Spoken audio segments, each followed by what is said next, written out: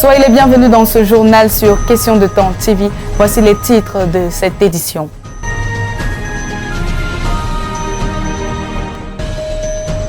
Grève à la Société sucrière du Cameroun, d'énormes pertes enregistrées entre le 26 janvier et le 8 février. Face à la presse ce 19 février, le directeur général adjoint de la SOSUCAM a révélé les lourdes conséquences de cette grève sur les chiffres de l'entreprise.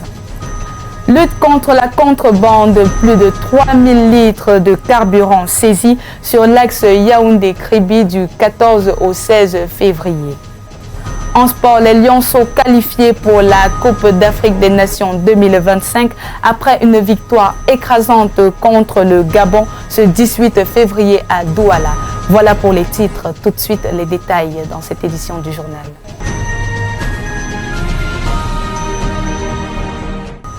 Près de 1000 hectares de champs incendiés et 50 000 tonnes de canne perdues, des pertes financières d'environ 5 milliards de francs CFA. Selon le directeur général de la Société sucrière du Cameroun, Jean-François Tama Etoundi, face à la presse ce 19 février. Le mouvement social à l'origine de cette récente crise est parti des revendications salariales des coupeurs de canne. Après ces violentes émeutes, l'entreprise a annoncé la revalorisation de primes mensuelles tout en garantissant la disponibilité de ses stocks. Plus de 3000 litres de carburant saisis, c'est le fruit d'une opération menée par les équipes du ministre de l'Eau et de l'Énergie, Gaston Elundou Essomba, du 14 au 16 février dernier sur l'axe Yaoundé-Kribi. La Brigade nationale de la lutte contre la fraude aux produits pétroliers, en collaboration avec les forces de défense et de sécurité, ont intercepté un camion dans une station-service qui stockait illégalement du carburant dans des cubiténaires, entraînant la mise sous scellé de l'établissement. Approvisionnement en eau potable dans la ville de Yaoundé et ses environs. Le ministre de l'Eau et de l'Énergie vient d'instruire la Kamwata d'orienter les travaux d'extension actuellement en cours dans le sens de doublement des activités des zones qui connaissent des perturbations.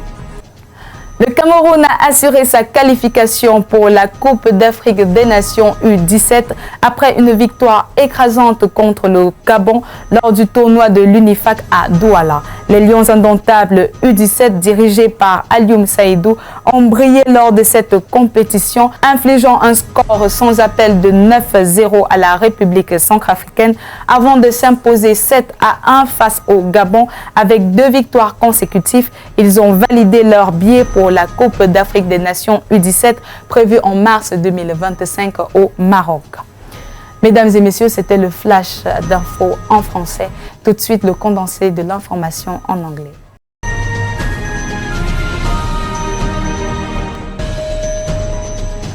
SOSUCAM record losses of about 5 billion francs CFA after the deadly strike initiated by sugarcane cutters. The Assistant General Manager announced that calm returned and workers' conditions shall be improved. An operation carried out by the National Brigade for the Fight Against Fraud in Petroleum Products led to the seizure of 3,000 liters of fuel on the Yaoundé-Kribi road, the 14th and 16th February 2025. Cameroon won 7-1 against Gabon in the second match of the UNIFAC U17 tournament. This victory also allows the U17 Indomitable Lions to qualify for the African Cup of Nations Morocco 2025 in this category. Mesdames et messieurs, c'était le journal de la rédaction. Merci de nous avoir suivis. L'information continue sur Question de Temps TV.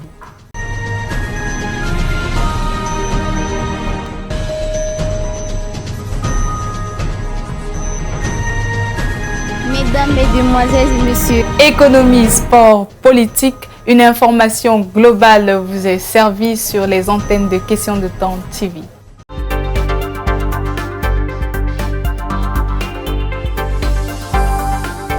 Tu as un événement que tu aimerais filmer, un mariage, un baptême, un anniversaire.